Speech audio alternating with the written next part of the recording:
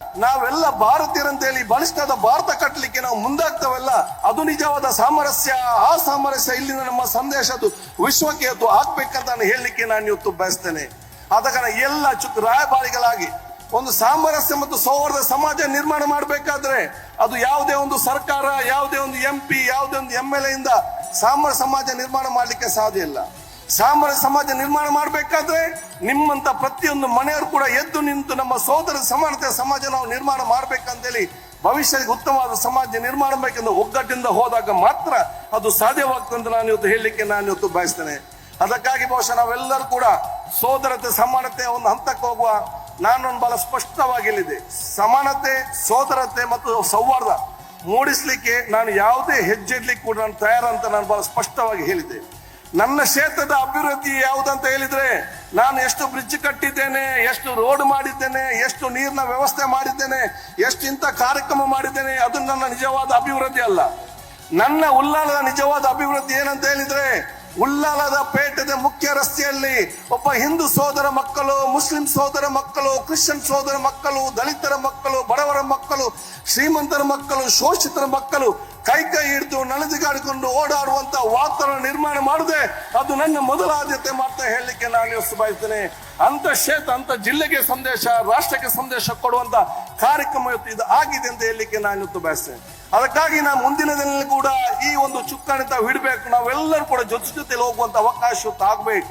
ದೇವರು ನನಗೆ ಅತ್ಯುತ್ತಮವಾದ ಒಂದು ಉತ್ತಮವಾದ ಅವಕಾಶ ಕೊಟ್ಟಾಗ ನಮ್ಮ ಸದ್ಭಾವನೆಯಿಂದ, ಪ್ರೀತಿ ವಿಶ್ವಾಸ, ಸೋದರತೆಯಿಂದ ಆಗ್ಬೇಕಂತ ಅಗತ್ಯ ಆಗಿದೆ.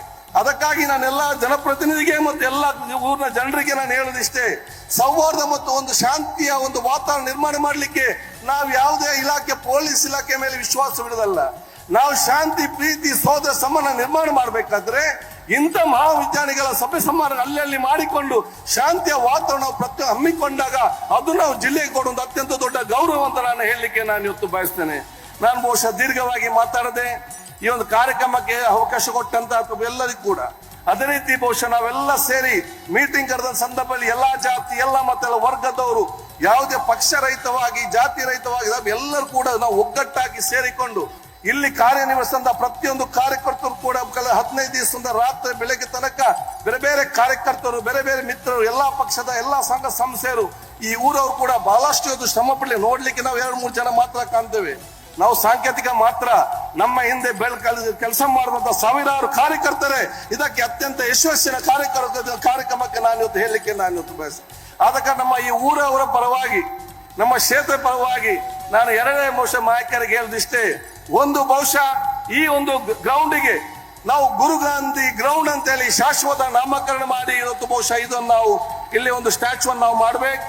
ಅದರ ಜೊತೆಯಲ್ಲಿ ಗುರು ಗಾಂಧಿ ಮೈದಾನ ಜೊತೆಯಲ್ಲಿ ಇದನ್ನು ನಾವು ಅಭಿವೃದ್ಧಿ ಪಡಿಸಲು ಬಹುಶಃ ಇದಕ್ಕೆ ಪಾರ್ಕ್ ಮತ್ತು ಗ್ರೌಂಡ್ ಮತ್ತು ಕ್ರೀಡಾಂಗಣ ಮಾಡಲಿಕ್ಕೆ ಎಲ್ಲ ರೀತಿಯ ಸಹಕಾರ ನಾನು ಕೂಡ ಶಾಸಕನಾಗಿ ನಮಗೆ ಕೊಡುವ ಅನುದಾನ ಮುಖಾಂತರ ನನ್ನ ಅನುದಾನ ಕೊಡ್ತೇನೆ, ಅನುದಾನ ಕೊಡ್ತೇನೆ.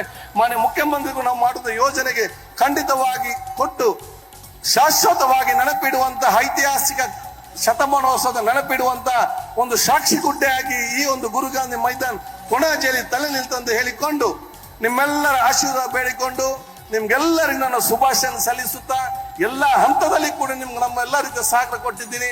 ನಾವು ಪರಮಪೂಜ್ಯ ವೇದಿಕೆಯ ಸ್ವಾಮೀಜಿ ಅವರು, ಪರಮಪೂಜ್ಯ ವೇದಿಕೆ ಹೊರಗಿರುವ ಸ್ವಾಮೀಜಿಗಳ ಎಲ್ಲ ನಾನು ಆಶೀರ್ವಾದ ನಾನು ಬೇಡಿಕೊಂಡು ಮತ್ತೊಮ್ಮೆ ನಾನು ಮಾನ್ಯ ಮುಖ್ಯಮಂತ್ರಿಗಳಿಗೆ KC ವೇಣುಗೋಪಾಲ್ ಜಿ ಅವರಿಗೆ ಏನಿದೆಲ್ಲ ಗಣ್ಯ ಅತಿಥಿ ಎಲ್ಲಿ ಬಂದು ಇದನ್ನು ವಿಜೃಂಭಿಸಿದ್ದಕ್ಕೆ ಮತ್ತು ಇದರ ಅಧ್ಯಕ್ಷಸ್ಥಾನ ವಹಿಸಿದ BK ಹರಿಪ್ರಸಾದ್ ಅವಕಾಶ ನೀವು ನಮಗೆ ಕೊಟ್ಟದಕ್ಕೆ ನನ್ನ ಪ್ರೀತಿಪೂರ್ವಕ ಅಭಿನಂದನೆ, ಶುಭಾಶಯ ಸಲ್ಲಿಸಿಕೊಂಡು ನನ್ನ 2 ಮಾತು ಮುಗಿಸ್ತೇನೆ.